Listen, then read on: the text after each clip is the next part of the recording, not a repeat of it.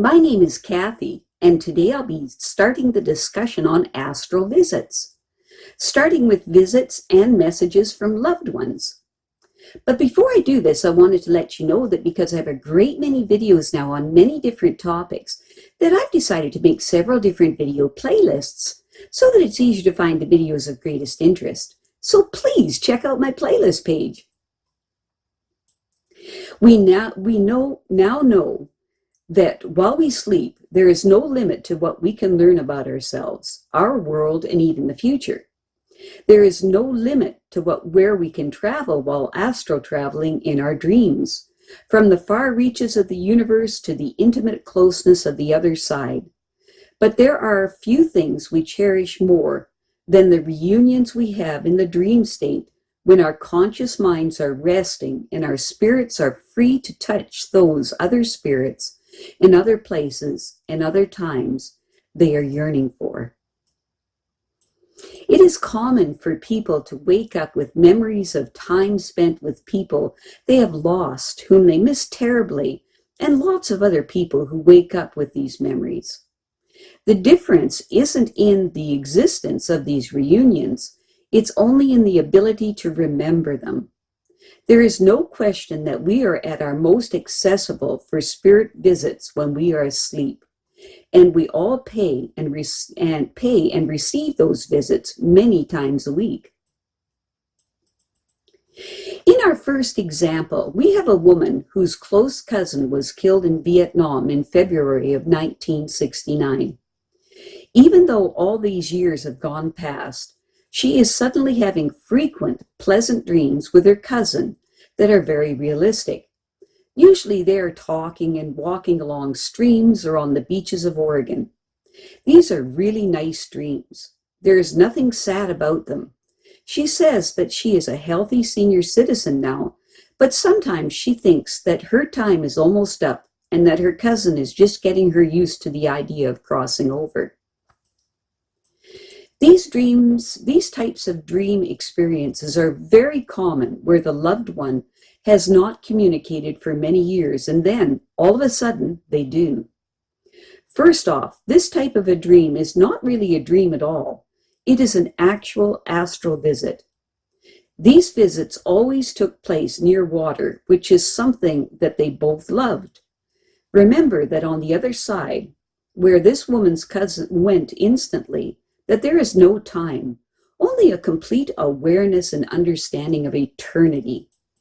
And in the context of eternity, all these years are as quick as the blink of an eye.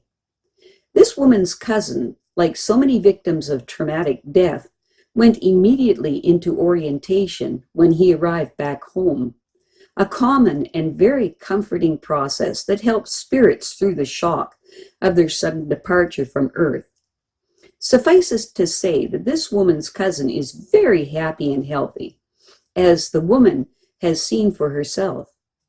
As for his getting the woman used to the idea of crossing over, he is just eager for her not to be one bit afraid of it. In our next example, we have a woman that experienced an astral visit from her late husband, who had been gone for 10 years. He spoke to her and told her that he had been in a coma that whole time. He looked very good and happy, and he gave her a hug.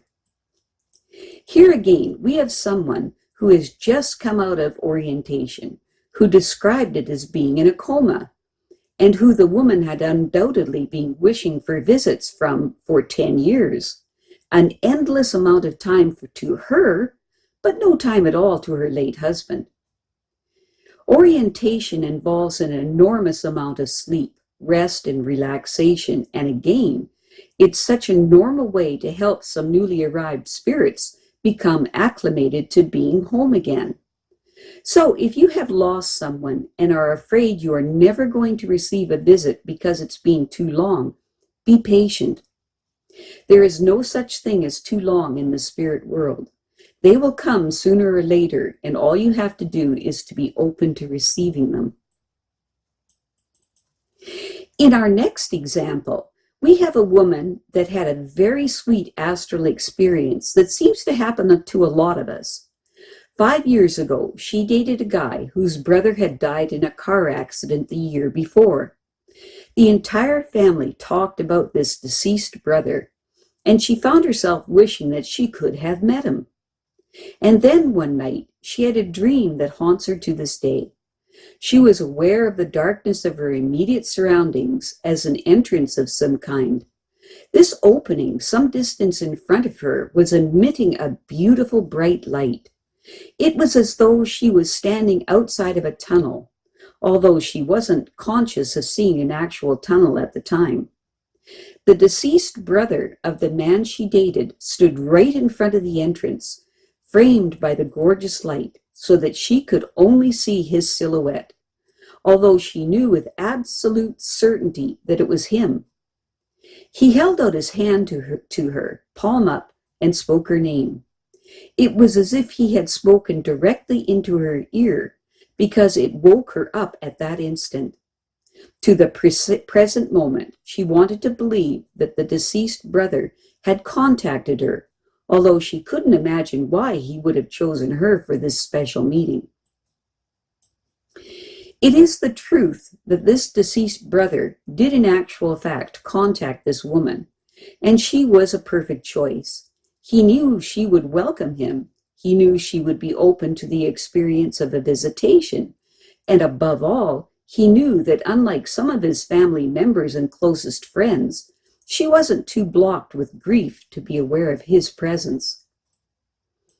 It is true for all of us that our grief, our guilt, our anger, our fear, and those other powerful emotions that so often accompany the death of a loved one can interfere with our ability to clearly receive their spirit and the messages they are trying to give us, which almost always boils down to nothing more and nothing less than the great news that they are not dead at all, that they are thriving on the other side and watching over us.